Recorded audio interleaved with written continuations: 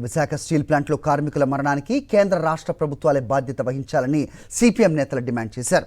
ఇంకా ఎంతమంది కార్మికుల ప్రాణాలను బలి తీసుకుంటారని మండిపడ్డారు. స్టీల్ ప్లాంట్ ప్రైవేటీకరణ చేస్తామని అనౌన్స్ చేసినప్పటి నుంచి ప్రమాదాలు జరుగుతూనే ఉన్నాయన్నారు. ఇప్పటికైనా స్టీల్ ప్లాంట్ ప్రైవేటీకరణ చేయబోమని స్పష్టమైన హామీ ఇవ్వాలని డిమాండ్ చేశారు. ప్రమాదంలో చనిపోయిన ఒక్కొక్క కార్మికుడి కుటుంబానికి ₹1 కోటి పరిహారంతో పాటు ఉద్యోగం ఇవ్వాలని డిమాండ్ చేశారు సిపిఎం నేతలు. స్టీల్ ప్లాంట్ మెయింటెనెన్స్ ప్రాబ్లం ఉంది. అంటే ఇప్పుడు ఎంప్లాయీస్ 15,000 మంది ఉన్న ప్లాంట్ ఎంప్లాయీస్కి కేవలం 9,500 మంది ఉన్నారండి.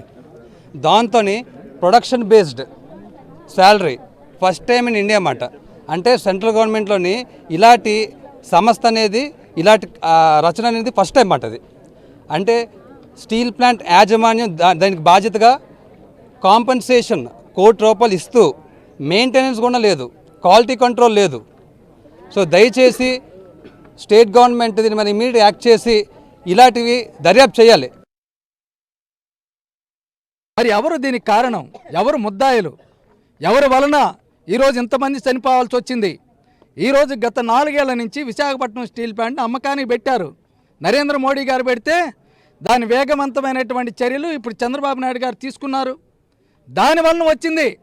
దీనికి కారణం వాళ్ళిద్దరు బాధ్యత వహించాలి. మీ విధానాలు వెనక్కి తీసుకుంటారా లేకపోతే ఇంకెంతమందిని బలి తీసుకుంటారని నేను అడుగుతూ ఉన్నాను. ఎంతమంది కార్మికులు ఇంకా చంపుతారు?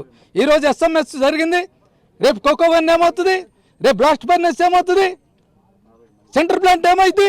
రోజుకొక డిపార్ట్మెంట్ కూలిపోతూ ఉంటే కార్మికులను ఎంతమందిని చంపేస్తారని నేను అడుగుతూ ఉన్నాను.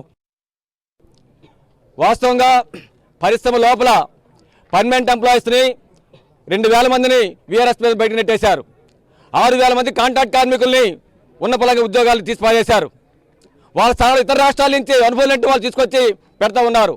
నిర్వాసులు ఉన్నారు. ఈ స్టీల్ ప్లాంట్ కోసం భూములు ఇచ్చినట్టు వాళ్ళు, ఆస్తి ఇచ్చినట్టు వాళ్ళు, వాళ్ళకి ఉపాధి ఎంతవరకు ఉపాధి వాళ్ళకి ఇవ్వడం లేదు. నాసిరకం మెటీరియల్ వల్ల ఈరోజు ప్రమాదాలు జరుగుతూ ఉన్నాయి.